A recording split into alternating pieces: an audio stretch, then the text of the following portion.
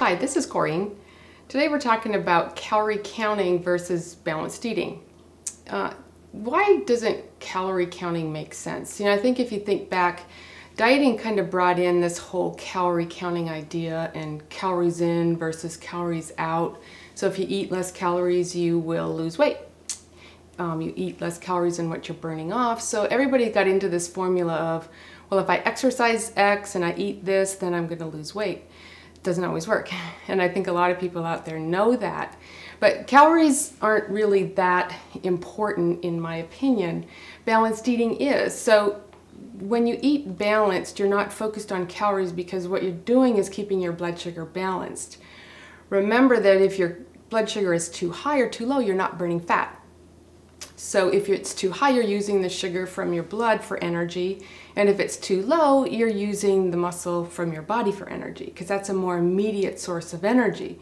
So it does make sense to keep your blood sugar pretty stable. So when you're eating balanced, you're not hungry, your energy should go up, and you should feel better, and you should burn fat. So many people in this culture have too high blood sugar, so they're eating calories. Maybe they're only eating 800 calories a day and still not losing weight because their blood sugars are too high. I see it all the time, and what it does, gets you more frustrated, makes you eat even a little less, starts making you more obsessed with calorie counting. So it can get you into a really obsessed state and frustrated state, and some people even just start gaining more and more weight because their metabolism starts to slow down because they're eating less and less. And I know a lot of trainers have talked to me about this because they see clients coming to them to help them lose weight, and they do their food journals. They're showing their trainer that they're eating, 1,200 calories. Why aren't they losing weight? Well, it comes back to that balance. So that's the first thing I do with everybody, is show you how to balance your diet so you keep your blood sugar stable. Your blood sugar should be between 70 and 110 so that you can burn fat. How do you know if it is? Well, you don't. You can get a glucometer like diabetics have and test after each meal. You should wait about 45 to 55 minutes after a meal to test and see if your blood sugar is between 70 and 110. And if it's above that, you know you're not eating a balanced diet or a diet right to burn fat. So if you're eating, yogurt, cereal, milk, juice, fruit, all low calorie stuff, but it's all high sugar, so it's going to shoot your blood sugars way too high. So if you pick foods that have some protein, carbohydrate, and fat at each meal, the protein and fat will block the carbohydrate so that it won't be going too high. When does calorie counting make sense? Well, actually, with people who have an obsession with food, it might make sense. Often if portion control is an issue for someone, it might make sense. So what I recommend first, though, is that you get the balance set in your diet. The first 2 weeks, focus on that, just getting your balance right.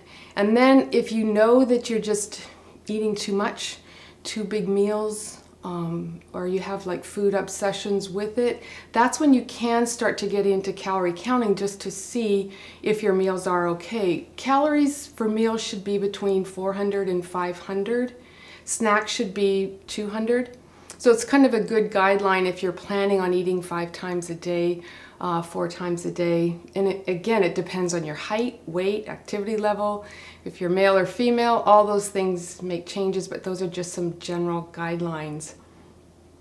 Some benefits of making sure that you're eating balanced instead of calorie counting, well, I can think of hundreds of benefits, but the main ones, remember, is you should be happier. When you're counting calories, you're so focused on, oh my gosh, I ate too many calories, or how many calories does this have? If you go out, you're like, well, how many calories is in that? So you're constantly obsessed and thinking about calories, calories, calories, dieting, dieting, dieting, and you're getting nowhere except focusing on that. The other benefits is your energy will be better. You won't have to go so low calorie because you're not focused on that. You can eat more fat, more protein, which has a little more calorie, but your energy will be better and your blood sugar will be more stable. Exercise will be easier because you won't be so hungry. And you should just be able to have a better quality of life when you're eating balanced versus counting the calories. Action steps that you can take today that would help you get started with this. I think the first thing is throw away the scale and start focusing on your inches and your measurements. If you weigh yourself all the time, if you eat balanced, sometimes with an increase in protein, your muscle goes up, which weighs a lot. And that can be frustrating. So I like people to just focus on their clothes and not worry about the scale at all. It just gets you in trouble. And focus on how you're feeling. You know, are you feeling a little leaner? Are you feeling a little more energized and just fuller? You're not starving all the time. Then you can journal your food. I think it's a really good thing to journal your food. It's good education. You can see, okay, how many carbohydrates am I getting?